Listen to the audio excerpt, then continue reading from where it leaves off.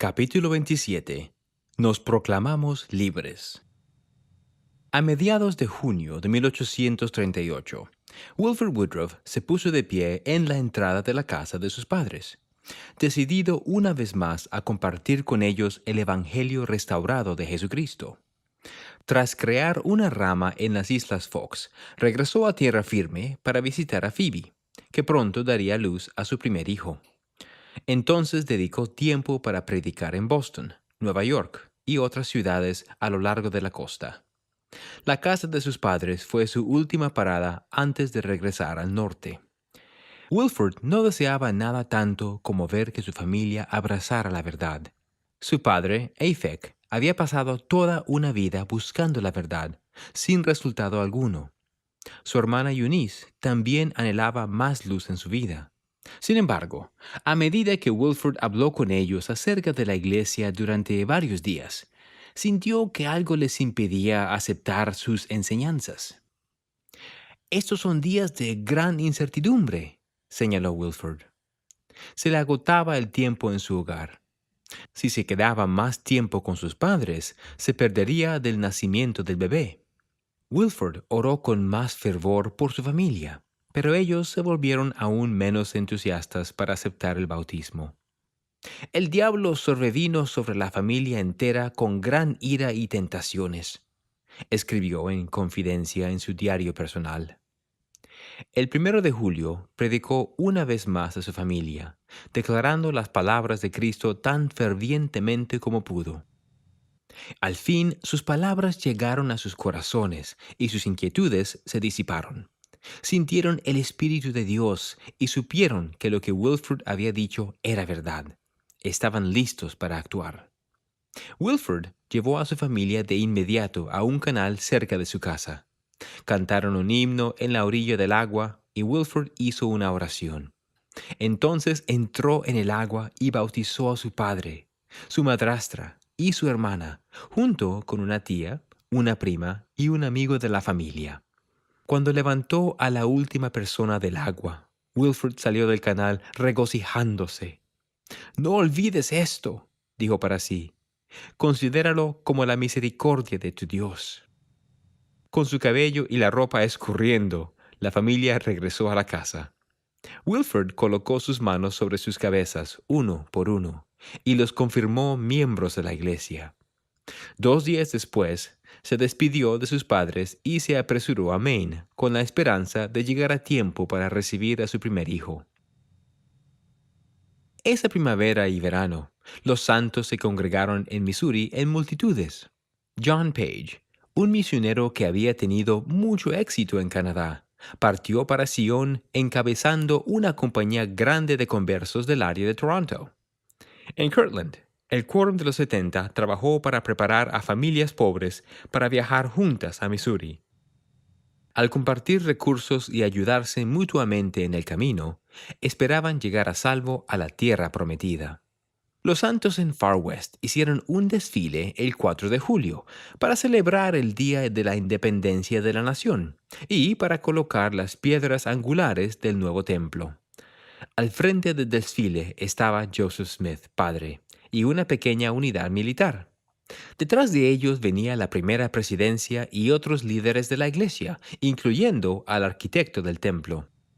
Una unidad de caballería marcaba orgullosamente el final. Al marchar con los santos, Sidney Rigdon pudo ver su unidad. Sin embargo, durante las últimas semanas, la iglesia había disciplinado a más disidentes. Poco después de la audiencia de Oliver Cowdery, el Sumo Consejo había excomulgado a David Whitmer y a Lyman Johnson. No mucho después de eso, el Consejo del Obispo había reprendido a William McLellan por perder confianza en la primera presidencia y satisfacer deseos lujuriosos. Desde entonces, William se había apartado de la iglesia y se retiró de Far West, pero Oliver, David y otros disidentes habían permanecido en el área. En junio, Sidney condenó a esos hombres públicamente. Haciendo eco de las palabras del Sermón del Monte, los comparó con la sal que ha perdido su sabor, que no sirve para nada sino para ser echada fuera y hollada bajo los pies. Más adelante, José expresó su apoyo a la reprimenda, aunque instó a los santos a obedecer la ley al enfrentarse con la disensión. El sermón de Sidney había alentado a algunos santos que se habían aliado una semana antes para defender a la iglesia en contra de los disidentes.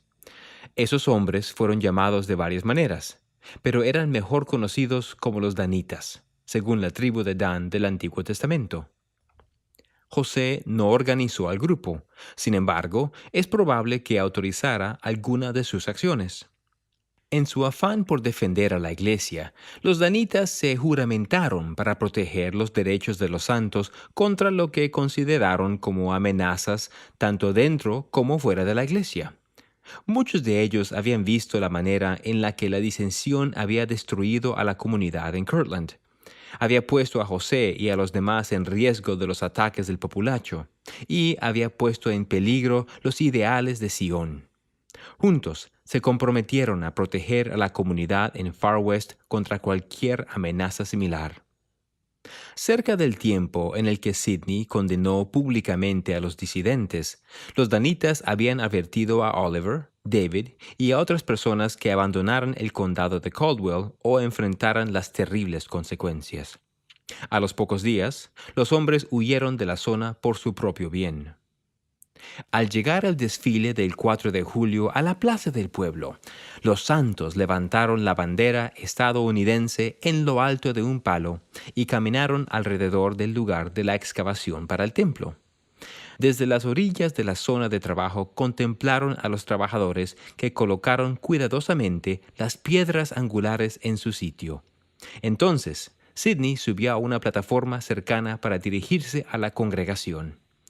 Siguiendo la tradición estadounidense de dar discursos fervientes y emotivos en el Día de la Independencia, Sidney habló con fuerza a los santos acerca de la libertad, la persecución que habían soportado y la función importante de los templos en su educación espiritual. Al final del discurso, advirtió a los enemigos de la iglesia que dejaran en paz a los santos. Nuestros derechos no deben ser pisoteados con impunidad, afirmó.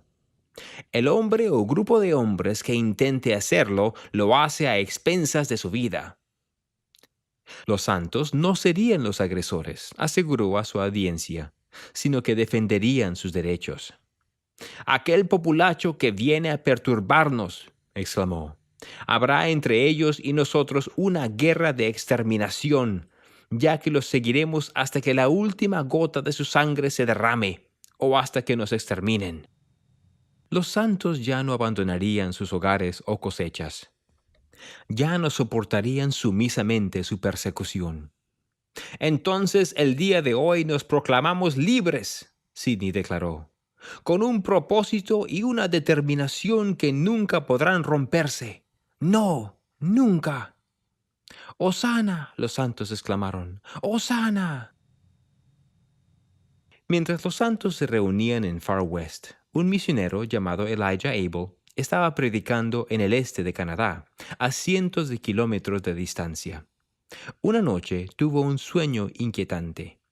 Vio a Eunice Franklin, una mujer que había bautizado en Nueva York, atormentada con dudas respecto al Libro de Mormón y a José Smith.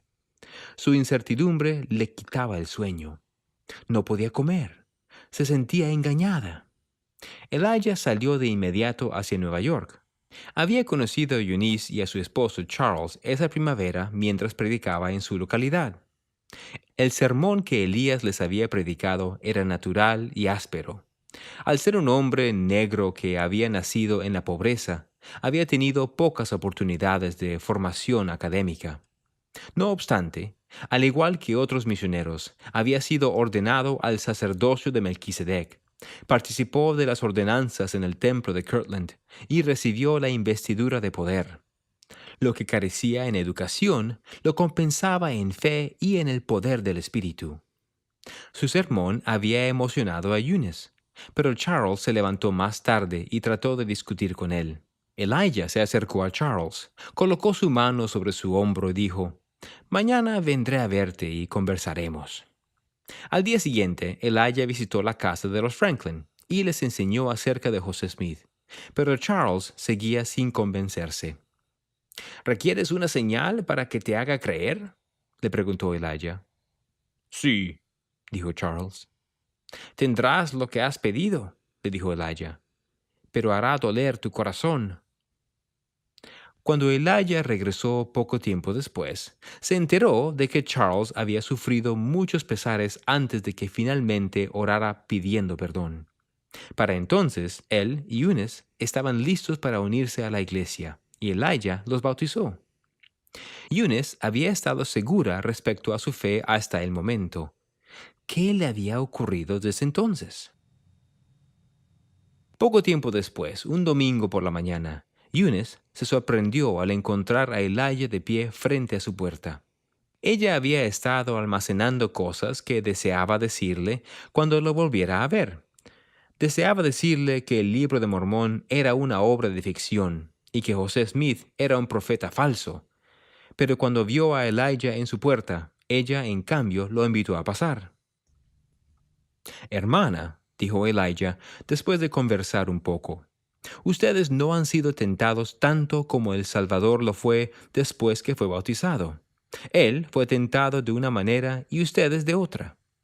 Dijo a Eunice y a Charles que iba a predicar por la tarde en una escuela cercana. Les pidió que lo dijeran a sus vecinos y después se despidió. Eunice no quería ir a la reunión, pero esa misma tarde se volvió a su esposo y dijo, «Iré y veré qué resulta de esto». Cuando se sentó en la escuela, Eunice nuevamente fue conmovida por las palabras de Elijah. Él predicó respecto a un versículo del Nuevo Testamento. «Amados», leyó, «no os asombréis del fuego de prueba que os ha sobrevenido para poneros a prueba». La voz de Elijah y el mensaje del Evangelio restaurado abrieron el corazón de Eunice al Espíritu. La certeza que alguna vez había sentido regresó desbordándose. Sabían que José Smith era un profeta de Dios y que el libro de Mormón era verdadero. Elijah le prometió a Eunice que regresaría en 2 semanas, pero después de que partió, Eunice vio volantes en el pueblo que falsamente afirmaban que Elijah había asesinado a una mujer y a 5 niños. Los volantes ofrecían una recompensa por su captura. «Ahora, ¿qué opinas de tu misionero mormón?», preguntaron algunos de sus vecinos. Juraron que se arrestaría a Elijah antes de que tuviera otra oportunidad de predicar en su pueblo. Eunice no creía que Elijah hubiera asesinado a alguien. «Vendrá a cumplir con su cita», dijo ella, «y Dios lo protegerá». Ella sospechó que los opositores de la iglesia habían inventado la historia. No era raro que la gente blanca esparciera mentiras acerca de la gente de color, incluso en lugares en los que la esclavitud era ilegal. Las costumbres y las leyes restringían la interacción entre la gente de raza negra y la gente blanca, y en ocasiones las personas encontraban maneras crueles para imponerlas. Tal como lo prometió, Elijah regresó después de 2 semanas para predicar otro sermón. La escuela estaba llena. Todos los que estaban ahí parecían querer verlo arrestado, o algo peor. Elijah tomó un asiento. Después de poco tiempo se puso de pie y dijo, «Mis amigos, se ha anunciado que he asesinado a una mujer y a 5 niños, y se ofrece una gran recompensa por mi persona. Bien, pues aquí estoy». Eunice recorrió la habitación con la vista. Nadie se movió. «Si alguien tiene algún asunto conmigo, este es el momento», continuó Elijah. «Pero después de que comience mis servicios, no se atrevan a echar mano de mí». Elijah hizo una pausa, esperando la respuesta. La congregación lo miró en silencio, con asombro. Pasó un poco de tiempo, y él cantó un himno, ofreció una oración y dio un sermón poderoso. Antes de dejar el pueblo, Elijah habló con Eunice y Charles. Les aconsejó, «Vendan sus propiedades y vayan hacia el oeste».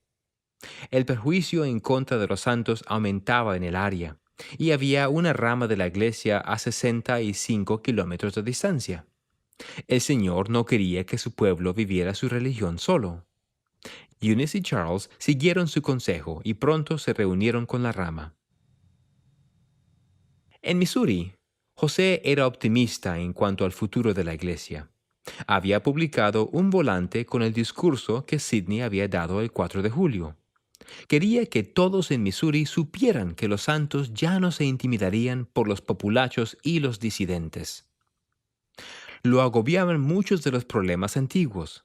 Gran parte de la deuda de la iglesia todavía estaba sin pagar, y muchos de los santos habían quedado desamparados por la continua persecución, los problemas económicos nacionales, el colapso financiero en Kirtland y el costoso traslado a Missouri.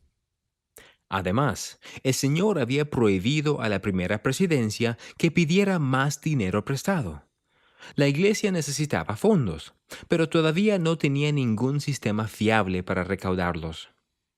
No hacía mucho, los obispos de la iglesia, Edward Partridge y Newell Whitney, habían propuesto el diezmo como una manera de obedecer la ley de consagración. José sabía que los santos debían consagrar sus propiedades, pero no estaba seguro de cuánto requería el Señor como diezmo. José también se preocupaba por el quórum de los 12. 2 días antes, una carta de Heber Kimball y Orson Hyde llegó a Far West, informando que ambos apóstoles habían llegado bien a Kirtland después de su misión en Inglaterra. Heber se había reunido con Velate y sus hijos, y se estaban preparando para trasladarse a Missouri. Otros 6 apóstoles, Thomas Marsh, David Patton, Brigham Young, Parley, Orson Pratt y William Smith, se encontraban en Missouri, o en misiones, y seguían firmes en su fe. Pero los 4 apóstoles restantes habían dejado la iglesia, dejando vacantes en el quórum. El 8 de julio, José y otros líderes oraron en cuanto a esos problemas, y recibieron un torrente de revelación. El Señor nombró a un santo llamado Oliver Granger para representar a la primera presidencia respecto al pago de las deudas de la iglesia. Las propiedades que los santos habían abandonado en Kirtland estaban a punto de venderse y los pagos debían aplicarse a la deuda. Entonces, el Señor respondió las preguntas de José respecto al diezmo. Requiero que todos sus bienes sobrantes se pongan en manos del obispo de mi iglesia en Sion. Él declaró, para la construcción de mi casa, para poner el fundamento de Sion. Después de ofrecer lo que pudieran, prosiguió el Señor, los santos debían pagar 1/10 parte de su interés anualmente, año tras año. Si mi pueblo no observa esta ley para guardarla santa, el Señor declaró, no será para vosotros una tierra de Sion. Respecto a los 12, el Señor mandó a Thomas Marsh que permaneciera en Far West para ayudar con las publicaciones de la iglesia, y llamó a los otros apóstoles a predicar. Si lo hacen con corazones sumisos, con mansedumbre, humildad y longanimidad, yo, el Señor, les prometo abastecer a sus familias, y les será abierta una puerta eficaz desde ahora en adelante. El Señor quería que los 12 fueran al extranjero el año siguiente. Dio instrucciones al quórum para que se reunieran en el terreno del templo en Far West el 26 de abril de 1839, a poco menos de un año a partir de la fecha, y se embarcaran en otra misión a Inglaterra. Por último, el Señor nombró a 4 hombres para llenar las vacantes en el quórum.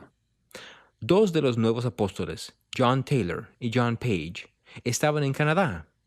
Uno de los del resto, Willard Richards, estaba prestando servicio en la presidencia de misión en Inglaterra.